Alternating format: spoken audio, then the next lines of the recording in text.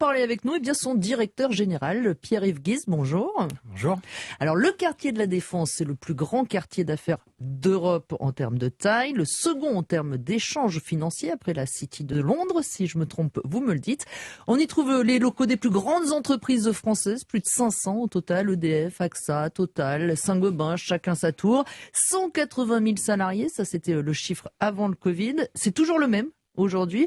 Enfin, la vie a quand même un peu évolué sur place, Pierre-Yves Guise. On avait effectivement 180 000 salariés, entre guillemets, inscrits, c'est-à-dire déclarés par les entreprises avant la crise. Ces salariés, ils sont toujours là, puisqu'en fait, on pourra en parler si vous le souhaitez, on a très peu, voire pas du tout d'entreprises qui sont parties de la défense suite à la crise. Mais en revanche, elles sont en train, encore aujourd'hui, d'adapter progressivement leur organisation, notamment à cause du télétravail. Ce qui est très différent, c'est que d'habitude, vous en aviez environ 180 000 à peu près tous les jours, parce que certes, il y avait un peu de télétravail, mais c'était encore epsilonesque. Maintenant, il y en a plus 180 000 en même temps chaque jour. C'est ça la grande différence, parce que à peu près tout le monde à la Défense a au minimum un jour, voire 2, voire 3 de télétravail. C'est ça. En fait, ce qu'on observe, c'est qu'en pic de fréquentation, on le voit par exemple dans les arrivées dans les transports en commun, on a autour de 70%, entre 2 tiers et les 3 quarts de la fréquentation habituelle. Mais en même temps, toujours dans cet exemple des transports en commun, on a des heures de pointe. Vous savez qu'avant la crise, dans les idées, toutes les images que tout le monde se fait d'un quartier comme celui-ci, tous les salariés arrivent à 8h30, 9h le matin et repartent à 18h. Mais aujourd'hui, c'est plus le cas. On a des gens qui arrivent à 10h, d'autres qui partent à 15h, parce que les rythmes changent. Alors on le voit, vous êtes parmi ces acteurs du monde qui change, du monde qui évolue. Ça vous oblige à trouver des idées d'une certaine manière pour accompagner le retour des salariés au bureau. Qu'ils aient envie de revenir. Voilà, pour leur donner envie de revenir. Qu'est-ce qui change concrètement chez vous en ce moment ? Alors, ce qui change en ce moment, c'est des choses qui étaient déjà en mouvement ces dernières années, puisque on arrivait de toute façon, même avant la crise, peut-être au bout ou vers le bout du modèle de développement historique de la Défense, c'est-à-dire un quartier uniquement tourné vers le travail, vers le bureau, où la principale activité qu'on avait dans une journée, c'était d'aller du RER à son bureau et inverse le soir à 18h, comme je l'ai dit tout à l'heure. Donc ça, déjà, avant la crise, depuis peut-être 5, 10, 15 ans, on avait une part croissante de nos salariés qui nous disaient c'est plus possible, moi je veux plus ça, c'est pas la vie que je recherche. Hors question encore une fois, de crise sanitaire. Et donc on avait commencé à s'interroger sur la diversification du quartier. Ça sera jamais une ville entre guillemets normale, puisqu'on a cette architecture si particulière avec cette dalle piétonne, avec ces tours. Donc de toute façon, ça reste un environnement exceptionnel. Mais ça ne nous interdit pas d'essayer d'y introduire à petites touches et puis ensuite à plus grandes touches des choses, des services, par exemple des commerces de proximité, de la restauration, que nos salariés sont en droit de chercher et qui ne trouvaient pas historiquement à la Défense. Donc ça, on avait commencé à le faire avant la crise.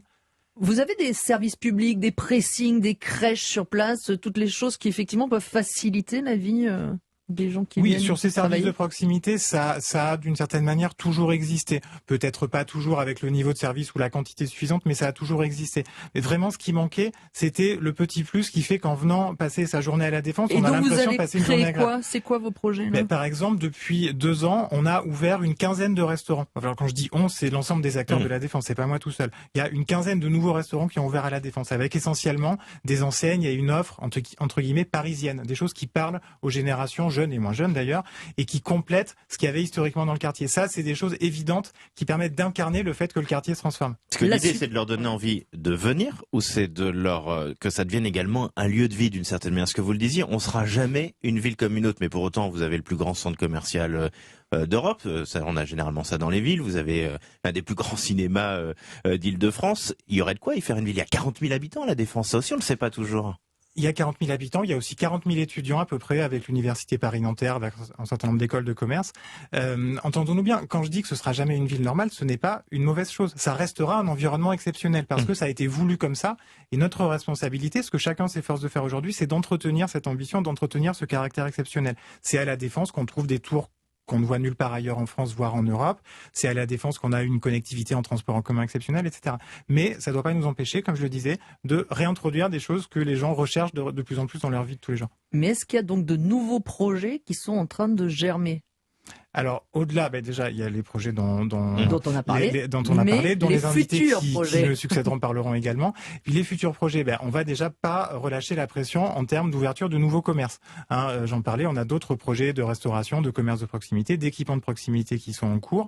On a des projets très importants de transformation de l'espace public. On a parlé surtout des commerces jusqu'à présent, mais la Défense, c'est aussi un grand espace piéton. C'est un espace piéton de 30 hectares, le plus grand d'Île-de-France, d'un seul tenant. Et cet espace, il a assez peu évolué depuis les années 70 quand il a été construit. Donc là, on est en train de commencer par petites touches et puis avec un plus grand projet à partir de l'année prochaine à le végétaliser. Parce que maintenant, on a des techniques. Il y a mis des offres d'art et tout aussi. C'est un poil moins moche quand même aujourd'hui. Les œuvres d'art, elles sont là depuis un certain temps quand même. Mais ça s'est développé. C'est moins moche qu'en 1970, c'est certain. Mais on a encore quelques progrès potentiellement à faire et on va y travailler, donc notamment par l'introduction de la nature et du végétal. Pierre-Yves Guisse, vous êtes le directeur général de Paris La Défense, notre grand témoin du jour, et vous êtes avec nous jusqu'à 14h.